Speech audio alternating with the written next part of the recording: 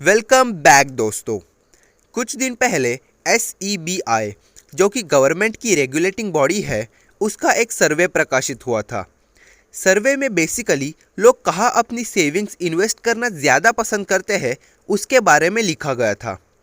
और चौंकाने वाली बात यह है कि ज़्यादातर लोगों को अपने पैसे कैसे कंपाउंडिंग करने हैं उसके बारे में पता ही नहीं है।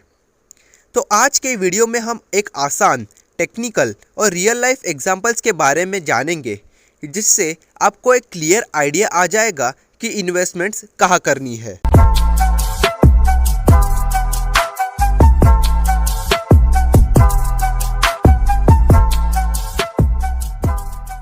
अगर हम पूछे कि सेफेस्ट इन्वेस्टमेंट कहाँ करनी चाहिए, तो ज़्यादातर लोगों का जवाब FD या फिर रियल एस्टेट होता है। और ज़्यादातर लोगों को पावर ऑफ कंपाउंडिंग की समझ नहीं होती। आज हम FDs, real estate, mutual funds और स्टॉक मार्केट पर डिटेल और बेसिक से रिसर्च करेंगे और एंड में पता लगाएंगे कि सबसे सेफ और लॉन्ग टर्म इन्वेस्टमेंट पर आपको कितना रिटर्न मिलेगा। पहले बात करते हैं बैंक FDs के बारे में।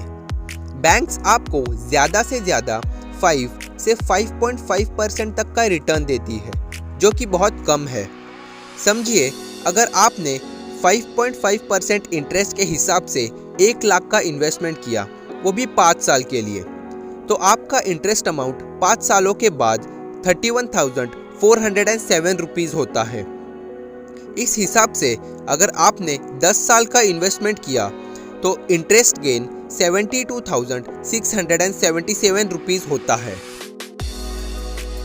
इस पाई चार्ट की तरफ गौर से देखिए तो आपको पता चलेगा कि सिंपल इंटरेस्ट गेन से 10 सालों में आपको सिर्फ 72,677 रुपीज़ मिले हैं। दूसरा इन्वेस्टमेंट प्लान है म्यूचुअल फंड्स, जिसके बारे में आपने सुना ही होगा, जो कि शॉर्ट टर्म के लिए रिस्की माना जाता है, लेकिन लॉन्ग टर्म में हाई गेन रिटर्न्स मिलने के चांसेस ज़्यादा होते हैं।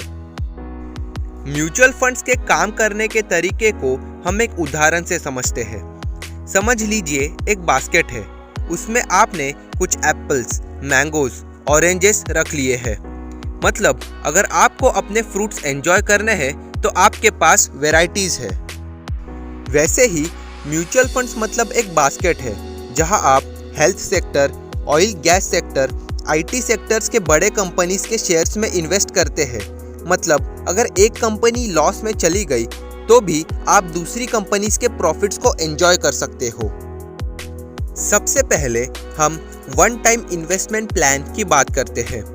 म्यूचुअल फंड्स आपको 5 साल के एंड तक 12 से 15% के आपके टोटल इन्वेस्टेड अमाउंट पर रिटर्न्स देती है। यहाँ आपकी मैजिक ऑफ कंपाउंडिंग की टेक्निक काम करती है।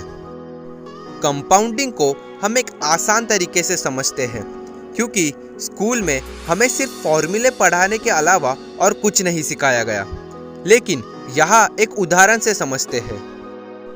रमेश और सुरेश अपनी कमाई के 100 रुपये बैंक में जमा करते हैं। रमेश बैंक से सिंपल इंटरेस्ट से शुरुआत करता है, लेकिन सुरेश अपनी शुरुआत कंपाउंड इंटरेस्ट से करता है। इस चार्ट में आप देख सकते हो कि सिंपल इंटरेस्ट का रेट ऑफ इंटरेस्ट 10 सालों के लिए सेम होता है और 6% के हिसाब से रमेश को लगभग 160 रुपीज़ मिलते हैं। लेकिन सुरेश, जो कि टाइम के साथ अपने पैसे कंपाउंड करता है, 10 सालों के बाद उसे लगभग 180 रुपीज़ मिलते हैं और 20 सालों के बाद उसे 320 रुपीज़ मिलते हैं। इसे कहते हैं मैजिक ऑफ कंपाउंडिंग, यानी कि टाइम के साथ पेशेंस रखना पड़ेगा अगर आपको अपने पैसे अच्छे से ग्रो करने हैं। म्यूचुअल फंड्स आपके पैसे को समय के साथ कंपाउंड होने देता है। कंपाउंडिंग का असली मैजिक तभी समझता है जब आपका इंटरेस्ट अमाउंट इन्वेस्टेड अमाउंट से ज़्यादा होता है। इसीलिए कहते हैं compound interest is the 8th wonder of the world. He who understands it earns it, he who doesn't page it. Mutual funds में इन्वेस्ट करने के लिए आपके पास सबसे पहले तो डीमैट अकाउंट होना ज़रूरी है। Zero the coin, Upstox, grow कुछ ऐसे प्लेटफॉर्म्स हैं जिसमें आप आसानी से अपनी इन्वेस्टमेंट की जर्नी शुरू कर सकते हैं। इन सभी ब्रोकिंग सर्विसेज की लिंक आपको डिस्क्रिप्शन बॉक्स में मिल जाएगी। कंपाउंडिंग को और भी अच्छे से समझने के लिए हम नेक्स्ट वीडियो में सीखेंगे कि डिविडेंड्स क्या होते हैं, अपने पैसे को काम पर कैसे लगाना है और क्रेडिट कार्ड्स के बारे में भी जानेंगे। सो मिलते हैं नेक्स्ट वीडियो में। आपका बहुमूल्य समय देने के लिए शुक्रिया।